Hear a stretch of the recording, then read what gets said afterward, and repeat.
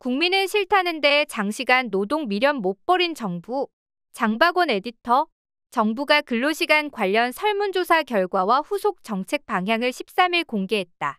업종과 직종의 특성에 맞춰 연장근로 도입 여부를 결정하되 최종 방안은 사회적 대화를 통해 추후 확정한다는 게 골자다. 정부는 설문 결과에 따라 제조업과 생산직 등 특정 분야부터 주 60시간 이내 한도로 연장 근로를 허용하는 방안을 검토하고 있다. 하지만 노동계뿐 아니라 국민 대다수가 근로시간 유연화를 빌미로 장시간 노동하는 근로시간 개편을 부정적으로 보고 있다. 더욱이 지난 3월 주 69시간 근무제를 내놓았다가 된소리를 맞은 데다 내년 총선이 5개월도 남지 않아 여론이 좋지 않은 근로시간 개편을 밀어붙이기는 쉽지 않다. 윤석열 대통령도 일방적인 노동시간 개편 추진은 어렵다고 했다. 이번 설문조사와 후속 정책이 구체적인 내용 없이 막연히 방향만 제시한 것도 이런 현실을 반영한 것으로 볼 수 있다. 이 정도 정책 결정을 위해 5억 원 넘는 예산을 들여 수개월간 설문조사를 할 필요가 있었는지도 의문이다. 고용노동부는 지난 6에서 8월 근로자 3,839명, 사업주 976명, 일반 국민 1,215명 등 총 6,030명을 대상으로 근로시간과 관련해 대면 설문조사를 했다. 근로자 41.4%, 사업주 38.2%, 국민 46.4%가 연장근로 단위를 현행주 단위에서 월 단위 이상으로 확대하는 데 동의했다.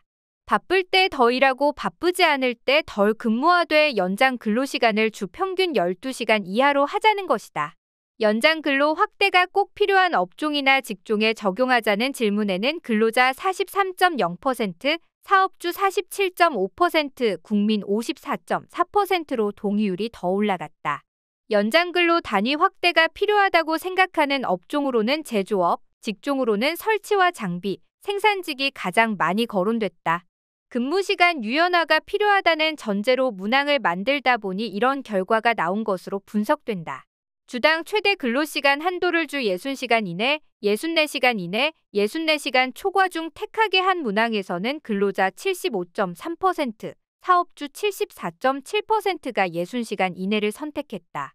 반면 최대 근무시간 상한이 64시간을 초과해야 한다는 응답은 근로자의 0.5%, 사업주의 0.7%에 그쳤다. 지난 3월 정부가 내놓은 주 최대 69시간제 개편안이 얼마나 비현실적인지 다시 한번 보여준 결과다. 정부는 설문조사를 바탕으로 노사정 대화를 통해 세부 방안을 마련할 계획이다. 특정 직종과 업종에 우선 근로시간 월 단위로 조정해 주 60시간 이내로 연장 근로를 허용하는 안을 검토하되 장시간 근로와 노동자 건강권 등 안전장치를 두겠다는 게 정부 설명이다.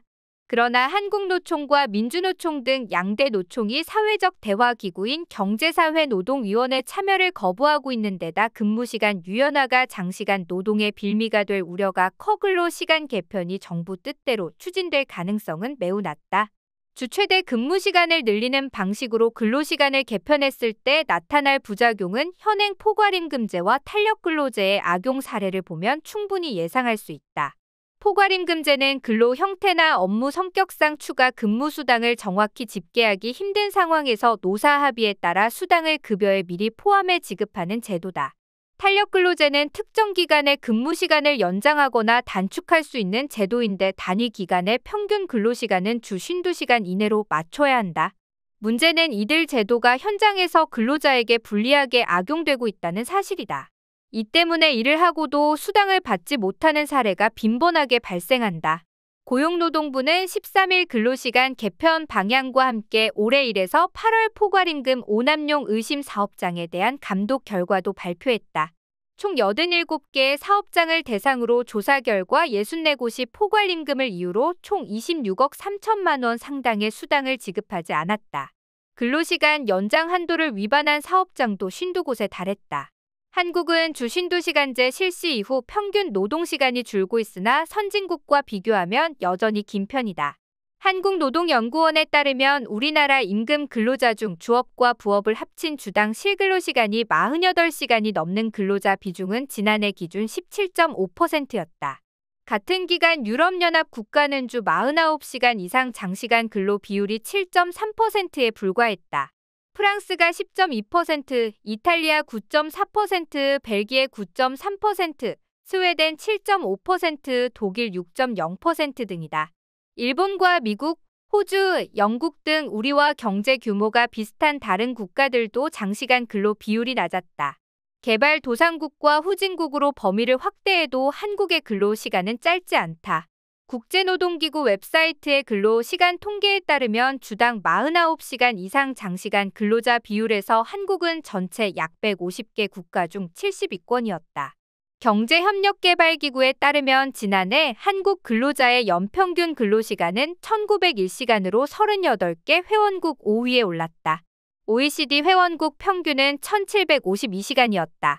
한국노총은 정부가 추진하는 근로시간 개편에 대해 주 52시간제가 현장에 잘 정착하고 있고 일부 업종에 애로사항이 있으면 바로잡아 전반적으로 주 52시간제를 안착시키는 방향으로 가는 게 맞지, 애로사항이 있다고 장시간 근로의 길을 터주는 것은 바람직하지 않다고 지적했다.